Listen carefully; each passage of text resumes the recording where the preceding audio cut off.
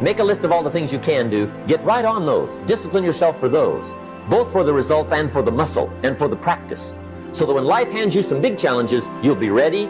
But see, if you don't handle the small ones, you can't take care of the big ones. Here's the steps. Number one, find out how things work. The first key to doing better is find out. To change your life, really, you need ideas.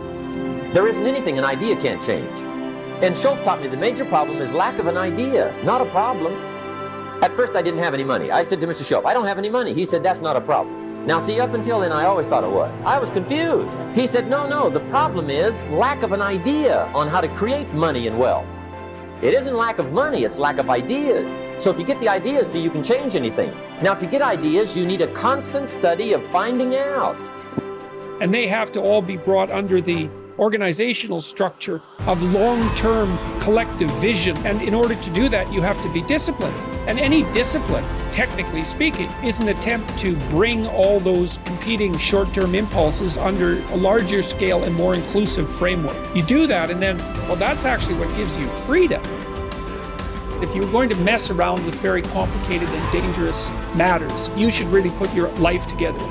We also know that the higher your conscientiousness, the lower your neuroticism. Conscientiousness does seem to keep neuroticism in check, and so I would say, and have said this to many people, clean your room, organize your life, get a routine, establish disciplined habits. The next subject is setting goals. Let me show you what turned my life every way but loose. Setting goals. Here's what can easily happen if you don't set goals. It's easy to let life deteriorate into making a living instead of designing a life. And we all have a choice. Make a living or design a life. It's easy to get trapped by economic necessity. But the best advice I can give you on how to break out of that trap is to learn how to set goals. Mr. Schoaf put it to me this way. He said, Jim, if you had enough reasons, you could do the most incredible things. If you have enough reasons. Write down your why. What are you doing this for in life? Your why should be something so big that it changes the whole outlook on how things are with you and your purpose. Think about your passion. Think about your opportunities. And that's how you find your purpose. When that why meets up with your passion, your opportunity, your purpose, then you'll find out.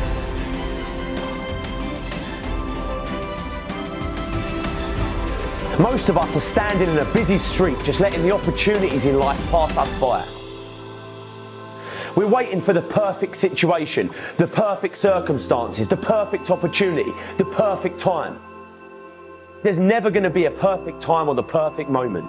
There's never a perfect moment to do something great with your life. Take a look at the clock. That thing ain't stopping for nothing, baby. It's going to keep ticking, keep moving, keep passing you by all the time you're waiting for it to read perfect o'clock. You have to take action now. Whatever that goal is, whatever that dream is that you're holding in your mind, now is the time. Forget all your excuses. Forget all your problems. Not tomorrow, not next week, but right here, right now. Why keep looking around at people that are where you want to be, living the type of life you want to live? Look at that place where they are and say to yourself, now is my time. Now is my moment. Now is your moment. Today is that day. I want you to be terrified of sitting on the sidelines and doing nothing. Waking up in 6 days or 6 weeks or 6 years or 60 years and being no closer to your goal. You've made no progress. That is the nightmare. Do the extra repetition, run the extra mile, go the extra round, make the right choices. Give the full measure, fight back, go down swinging, give every day everything you've got, embed that long-term goal in your mind, burn it into your soul. I got here not because I'm the strongest, not because I'm the fastest, not because I'm the best. I never stopped fighting. it got harder and it got harder. And it seemed the further I climbed, the harder it got. But I didn't stop. I didn't quit. I just kept fighting and fighting and fighting. Think about it, write about it, talk about it, hang it up on your wall, but most important, do something about it every day. Every day, do something that moves you toward that goal, that keeps that goal alive and in sight and in focus. Do what you say, mean what you say, follow through for something for one time in your life. One time.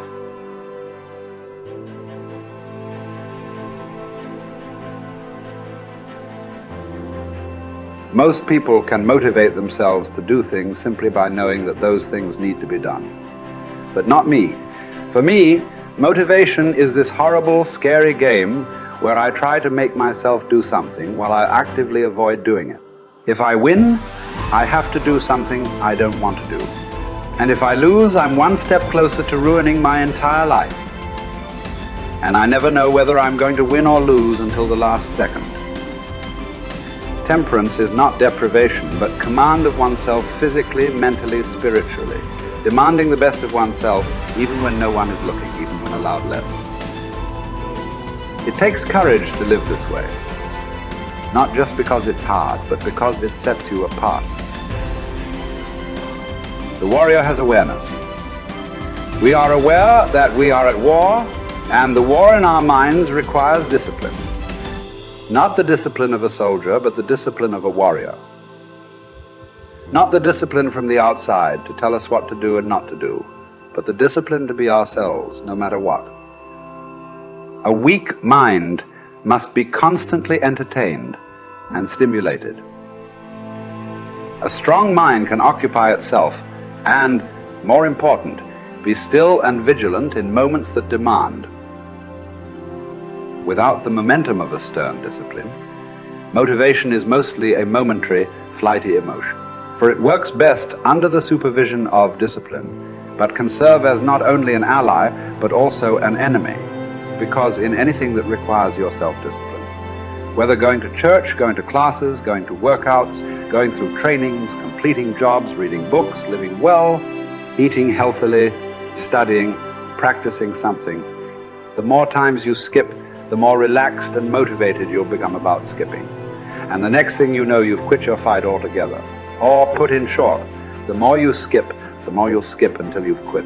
Maybe then you'll see that motivation bears its fruits when watered by discipline, but it spoils when not.